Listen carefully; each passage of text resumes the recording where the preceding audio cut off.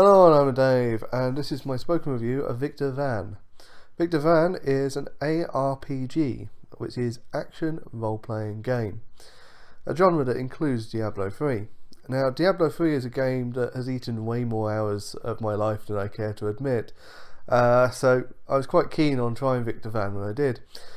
What sets Victor Vran aside from the likes of Diablo and the many other clones, of which there are so many, out there, is you're not restricted to class. Hold a shotgun and you have shotgun moves.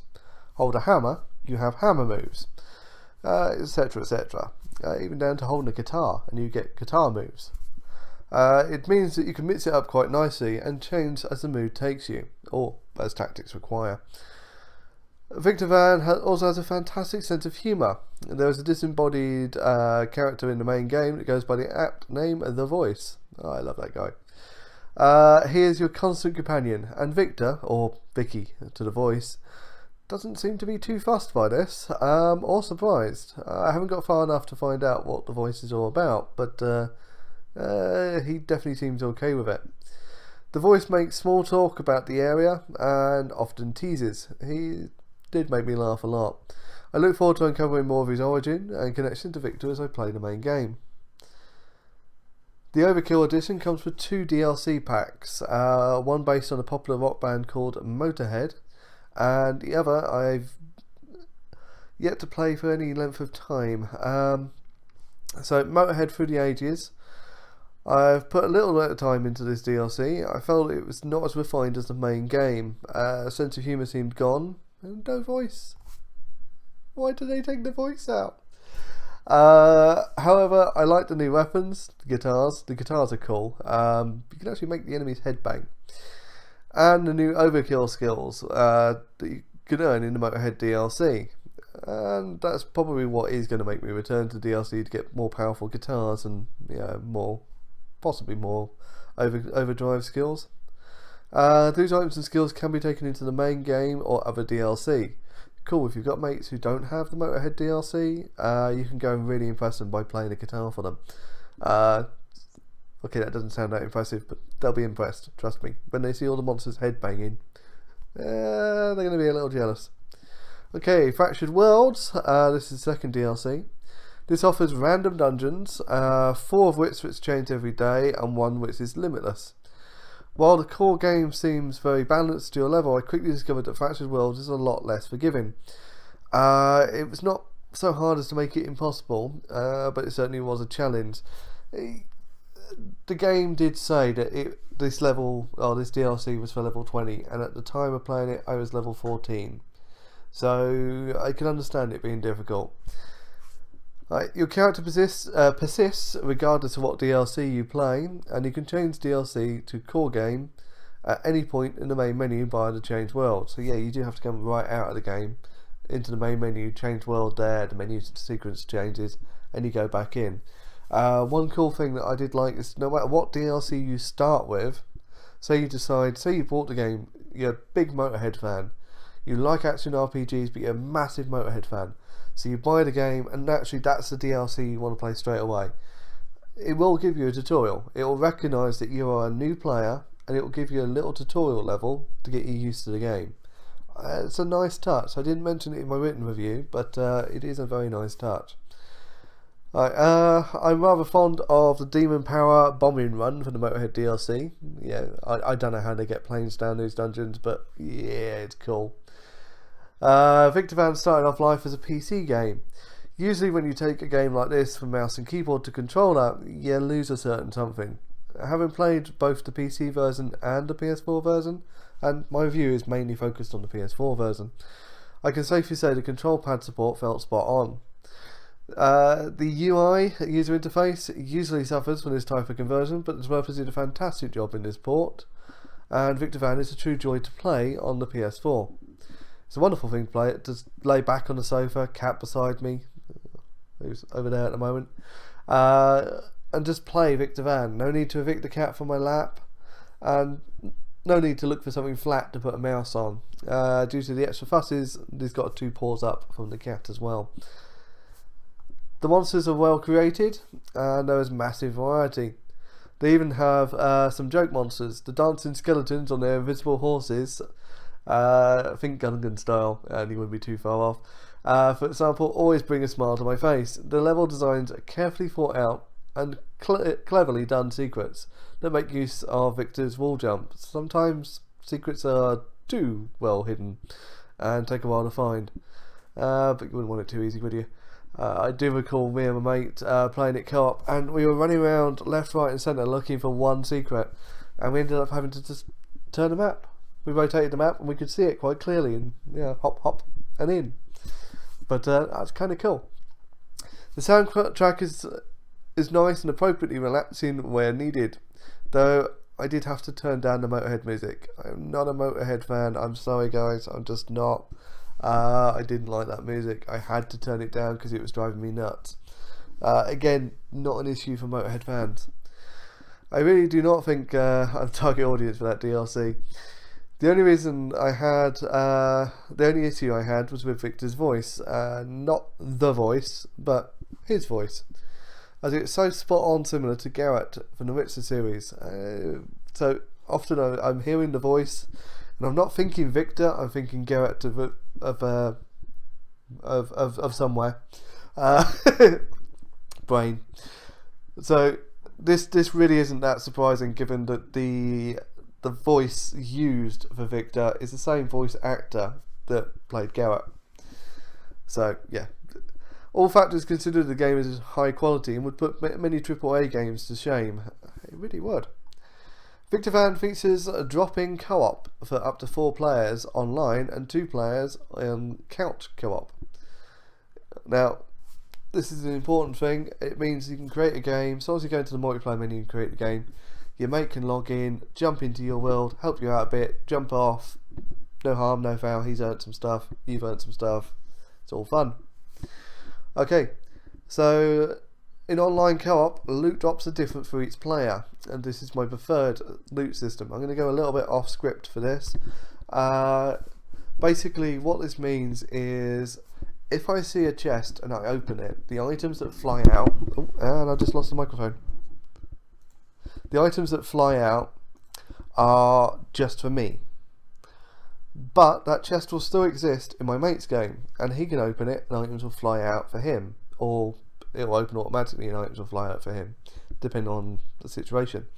Now, this means that there's no, oh shit, there's a chest, I'm going to run to it as fast as I can because I want to get that loot. Which, let's face it, we all have a mate who does that. Every one of us has a mate that does that. In Borderlands, I'm a little bit guilty of running for the weapon crates. I do share my loot, but I kind of like opening them.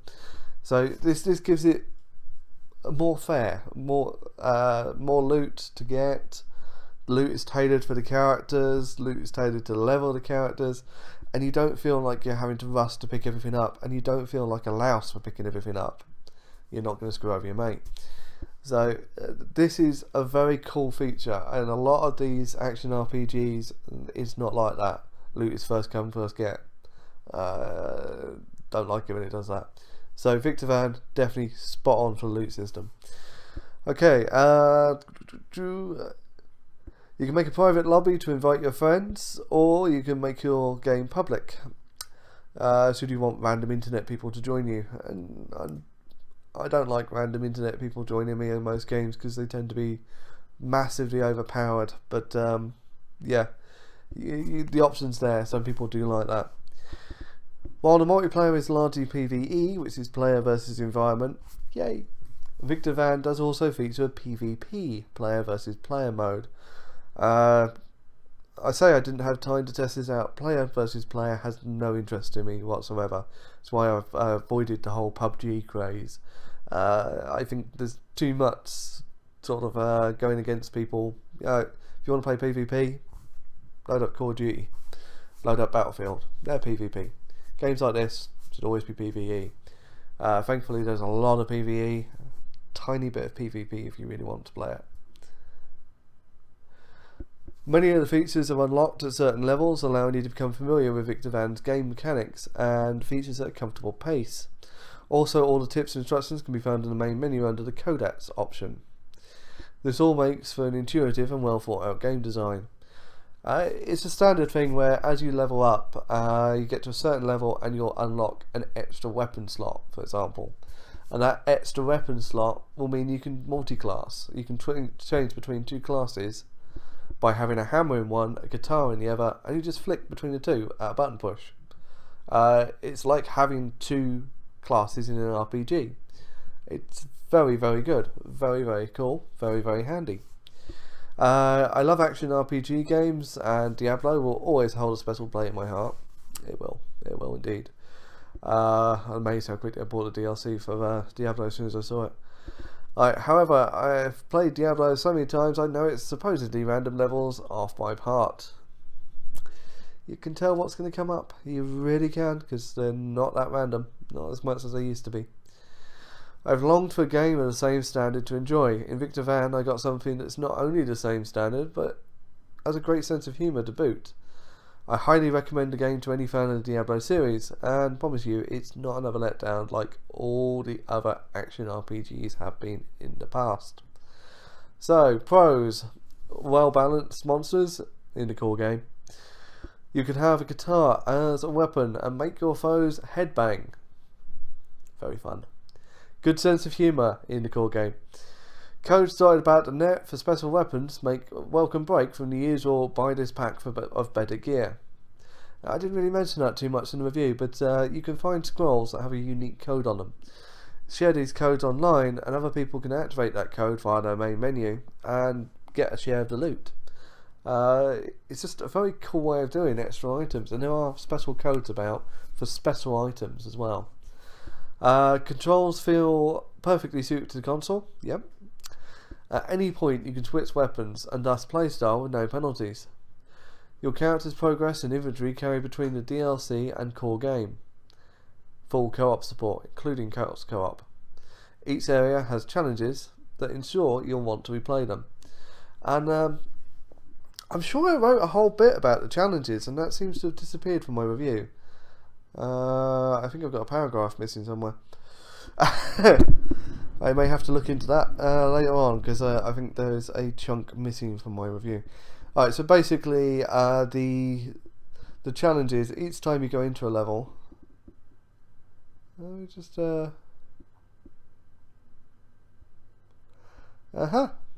yep, I am missing a whole paragraph. Whoops. Okay, sorry about that. I'm looking at my review at the same time. Basically, when you go into a level, you get a list of challenges. Now you can go back into that level again to complete these challenges, and these challenges can be anything from a simplistic kill X amount of monsters to quite complicated kill a certain amount of a certain monster with a certain weapon in a certain amount of time without getting hit. You know, they can get quite difficult, and you can just go back into that level and do the challenge again, or complete the challenges you've missed, and you get rewards for completing the challenges. Oh, bummy. That does add a lot more replayability into the game. So yeah.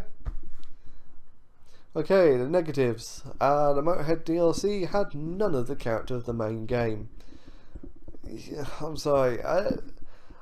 I have been told, a couple of people who have read my review have mentioned that they are big Motorhead fans, and for them the DLC, although it doesn't have the humour of the core game, they still find it interesting what the characters are saying, because they know the characters, they can relate to the things that is being said, I guess in jokes, in knowledge. If you like Motorhead, you're going to like the DLC. I don't like Motorhead.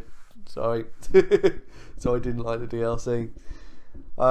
Casual RPG elements. Yeah, now this to some it's going to be a plus. Some will just want casual RPG. I prefer more in-depth RPG, but in an action RPG this works quite well. So it's one of those negatives that it belongs in the negative category, but only just. Okay, the link to the full written review will be in the description, and on the review is a link to the game, so you can go and purchase it if you wish to. And yeah, have fun. Don't forget to like and subscribe. And bye for now.